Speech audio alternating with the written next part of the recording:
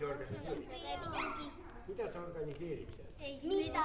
Need on ära kirjastunud. Mida? Ma olen kaasa.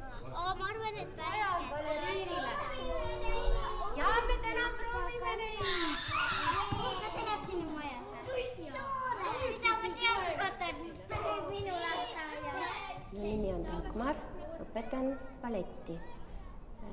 Kuna ise enam ei tantsi, nüüdseks olen juba balletipensionär, siis saan jätkata sellisel moel oma kõige armastatud kunstiala. Kolmas positsioon. Miks ei ole rida korralist tüdrukut? Rida, näitame, et me oskame reas seista.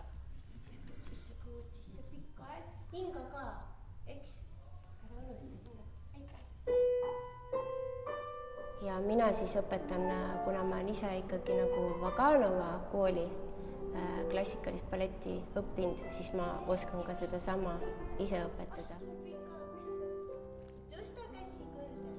Mida ma nagu püüan vältida, on oma õpetamise juures, et ma ei oleks nii väga võib-olla nõudlik, ma olen, aga mitte nagu nii kuiv.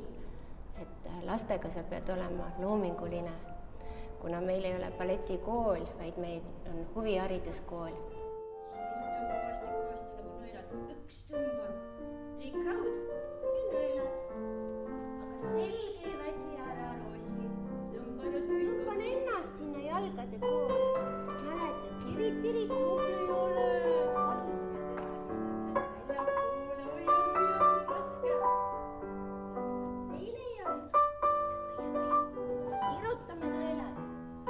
Nõelad, tubli Roosikene ka. Hopp.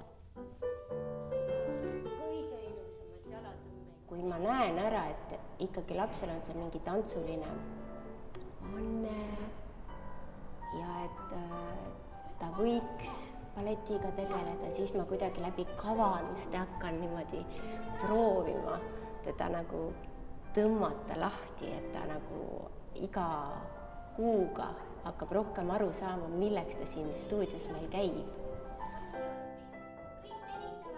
Sest see nõuab nii palju erinevaid komponente, et sul kõik peab nagu füüsis olema ja aju olema väga hea ja tahe number 1 veel.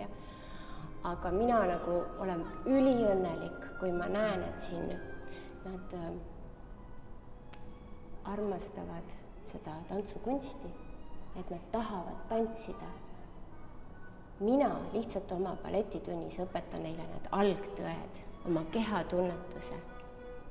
Aga nad ei tohi ära kaotada seda oma loomulikku tantsu rõõmu, et neil läheks see sära.